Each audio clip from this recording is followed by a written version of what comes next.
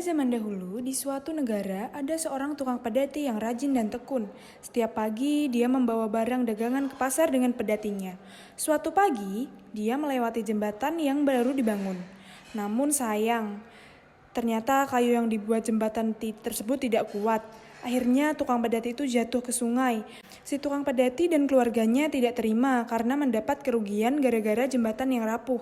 Setelah itu, mereka melaporkan kejadian itu pada hakim untuk mengadukan si pembuat jembatan agar dihukum dan diberi uang ganti rugi. Saya tidak terima. Saya mau menuntut ganti rugi dan si pembuat jembatan dihukum. Saya tidak mau tahu. Iya, tenang.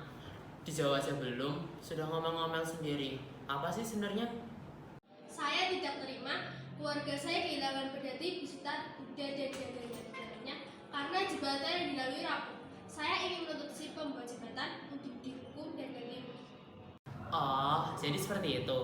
Kalau seperti itu, saya akan memanggil pembuat jembatan tersebut. Pengawal, panggil si pembuat jembatan untuk diadili. Siap, Yang Mulia. Setelah menunggu sekian lama, akhirnya si pembuat jembatan datang. Permisi Yang Mulia, saya sudah mengantarkan si pembuat jembatan. Yang Mulia Hakim, apa kesalahan hamba sehingga hamba dipanggil ke sini? Kesalahanmu sangatlah besar. Kayu yang kamu bawa untuk membuat jembatan merupakan kayu yang jelek dan rapuh, sehingga membuat tukang pedati yang melewatinya kehilangan kuda beserta dagangannya. Loh, kok saya disalahkan? Salahkan si tukang kayu yang menyiapkan kayu jelek dan rapuh, sehingga membuat tukang pedati jatuh. Benar sih yang kamu bilang. Pengawal, panggilkan si tukang kayu sekarang. Baik, Yang Mulia Hakim. Beberapa saat menunggu, akhirnya pengawal dan si tukang kayu datang. Tetapi si tukang kayu tidak seperti yang lainnya, melainkan mudah emosi dan langsung marah-marah.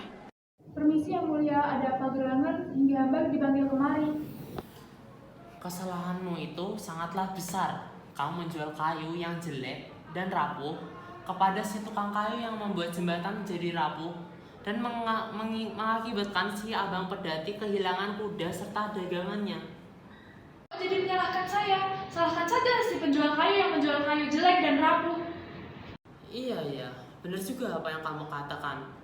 Ya udah, kalau gitu saya akan membawa si penjual kayu ke persidangan. Pengawal, tolong panggilkan si penjual kayu kemari. Pergilah si pengawal memanggil si penjual kayu dan membawanya ke persidangan. Mulia, ada apa gerangan saya dipanggil kemari? Kesalahanmu yaitu kamu menjual kayu yang jelek dan rapuh sehingga membuat si tukang pedati kehilangan kuda beserta dagangannya. Masalahnya, ya jangan salahkan saya. Salahkan saja pembantu saya yang menjual kayu yang jelek dan rapuh. Benar juga apa yang kamu bilang. Pengawal, cepat kamu panggilkan pembantu itu ke hadapan saya. Si pengawal pun menjemput si pembantu itu dan dibawa ke persidangan.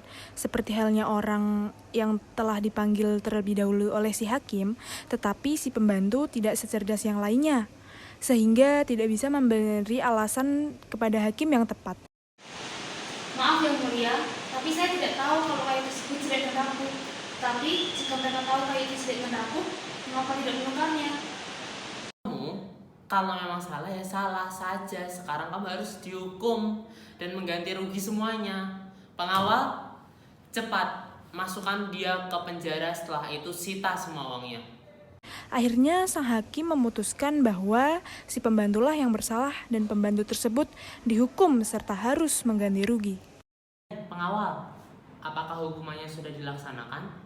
Sulit Yang Mulia, penjara yang kita miliki sangat kecil dan sempit, serta si pembantu itu tidak memiliki uang yang banyak. Kamu kok bodoh banget sih? Gunakan dong akalmu. Cari pembantu yang pendek, kurus, serta punya uang. Yang Mulia, saya akan mencari pembantu yang kurus, pendek, serta mempunyai uang. Setelah si pembantu berbadan kurus, pendek, serta punya uang dimasukkan ke penjara dan uangnya disita, sang hakim bertanya kepada masyarakat. Saudara-saudara semua, bagaimana menurut pandangan kalian? Apakah ini adil? Adil! Akhirnya, sang hakim memutuskan si pembantu kurus, pendek, dan punya uang dihukum dan para halayak masyarakat menyetujuinya dan perkara pun ditutup.